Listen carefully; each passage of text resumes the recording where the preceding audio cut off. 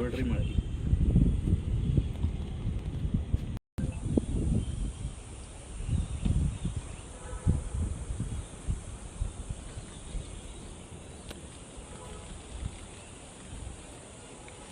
खगोलप्रेमी group आहे, बाकीचे लोक मग ट्राय करत आहेत पण छोटे प्रॉब्लेम. हां ठेवा.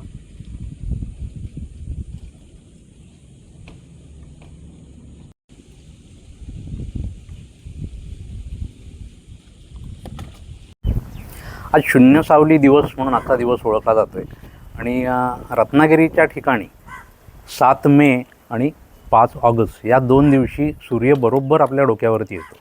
तसं म्हटलं तर सूर्य रोजच डोक्यावरती येतो असं आपण म्हणतो मध्यान्ह झाली की, पण खरं म्हणजे तो बरोबर डोक्यावरती येत नाही. कारण पृथ्वी सूर्याभोवती फिरते तर तिचा आज थोडासा तिरका आहे, कललेला आहे 23 अंशाच्या कोनामध्ये.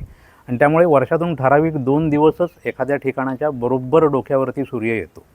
आणि हे 2 दिवस आत्ता सांगितले ते रत्नागिरीसाठी, इतर ठिकाणांसाठी हे दिवस वेगळे असतील. अर्थात उत्तरेला असलेलं कर्कवृत्त आणि दक्षिणेला असलेलं मकरवृत्त ह्यांच्या मधल्या पट्ट्यातच हे अनुभवता येतं.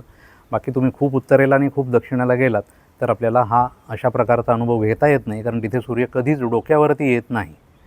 ह्या दिवसाचं वेगळं वैशिष्ट्य अजून एक सांगायचं म्हणजे याच्या मदतीने सूर्य आणि पृथ्वी यांचं एकमेकाशी संबंधित जी हालचाल चालू असते वर्षभरामध्ये, त्याच्यात सूर्य वर्षाच्या कुठल्या भागामध्ये आहे, म्हणजे वर्षातला आजचा दिवस उन्हाळ्याच्या दिशेने आपली चालू असलेली वाटचाल आणि त्याच्याचबरोबर दुपारची नेमकी कोणती वेळ आहे, या दोघांची माहिती आपल्याला या क्षणाच्या मदतीने घेता येते.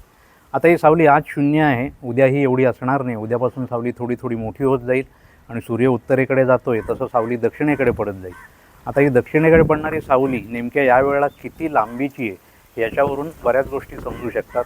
सूर्याचा पृथ्वीशी होणारा कोन जर मोजला तर त्याच्या मदतीने पृथ्वीचा परीघसुद्धा मोजता येईल. हे एरिस्टोथेनस नावाच्या एक खूप जुन्या काळामध्ये होऊन गेलेल्या ग्रीक संशोधक म्हणूया त्याने सिद्ध करून दाखवलं होतं. आणि साधारणपणे 40,000 किलोमीटरचा पृथ्वीचा परीघ आहे.